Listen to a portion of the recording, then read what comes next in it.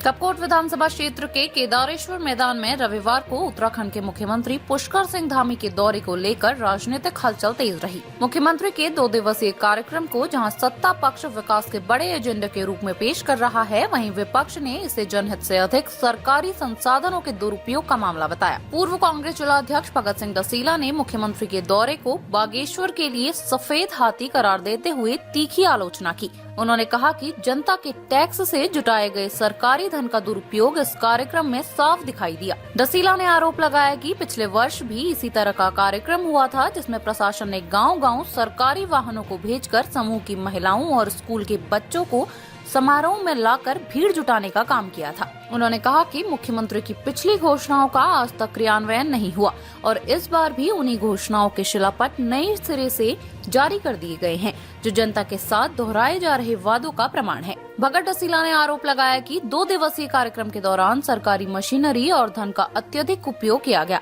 जिसका सीधा बोझ जनता पर पड़ रहा है। उन्होंने कहा कि जनता विकास चाहती है, न कि कागजों पर बार बार दोहराई जाने वाली घोषणाएं। मुख्यमंत्री के दौरे के बाद जनपद में राजनीतिक बहस और तेज हो गई है। सत्ता पक्ष जहां इसे विकास की दिशा में बड़ा कदम बता रहा है, वहीं विपक्ष इसे दिखावा करार दे रहा है।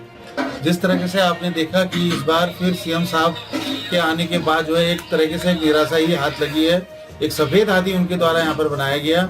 जिसके आडंबर में आपने देखा कि गांव-गांव से गाड़ियां इकट्ठित करके, वो भी शासन और प्रशासन के द्वारा गाड़ियां एकत्रित करके, जिस तरीके से जबरन गांव के लोगों को ला करके मुख्यमंत्री के इस प्रोग्राम को सफल बनाने का एक प्रयास, असफल प्रयास किया गया, वो सारी जनता के सम्मुख है। आपने देखा कि विगत वर्ष भी इसी तरीके का एक आडंबर इन्होंने कपकोट के केदारेश्वर बगड़ के मैदान में इनके द्वारा किया गया, जिसमें कई 100 करोड़ 5-6 करोड़ से ऊपर का खर्चा इनके द्वारा किया गया और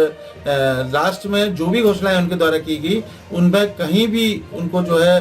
धरातल पर अमली जामा नहीं पहनाया गया।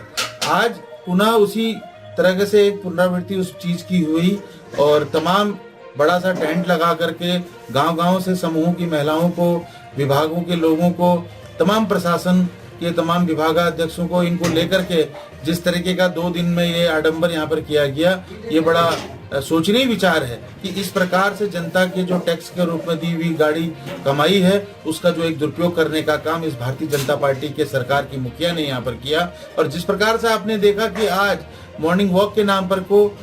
वो इंडोर स्टेडियम गए और इंडोर स्टेडियम जाने के बाद वो वॉक में गए और गंगा जल, माता सरयू के गंगा जल से आचमन करने का कार्य उन्होंने किया, लेकिन उन्हें सामने एक जो गड्ढे अवैध खनन के वहां पर दिखाई दे रहे थे, वो नजर नहीं आए।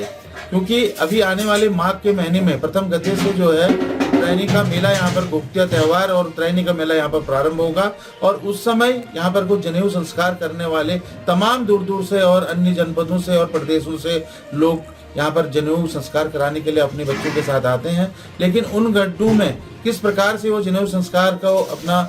मूल रूप देंगे, ये बड़ा सोचनीय विषय है। मैं ये आज ये कहना चाहूँगा कि इस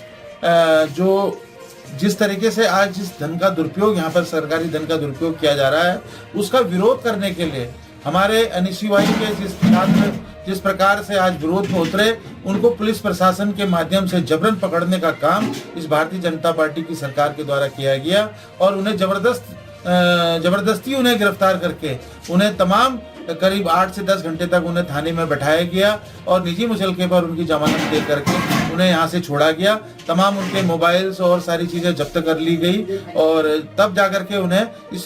पुलिस प्रशासन ने उन्हें छोड़ा। और लेकिन जिस प्रकार से धन का दुरुपयोग, चाहे वो हेलीकॉप्टर से आना हो, चाहे यहाँ की गाड़ियों का, सरकारी गाड़ियों का, और लेकिन वही सफेद हाथी लास्ट में समझ में आया कि वही सफेद हाथी बना के इनके द्वारा किया गया, क्योंकि किसी भी प्रकार की घोषणाएं उनके द्वारा यहाँ से नहीं की गई और जिससे जनता में एक तरीके से मायूसी हाथ लगी और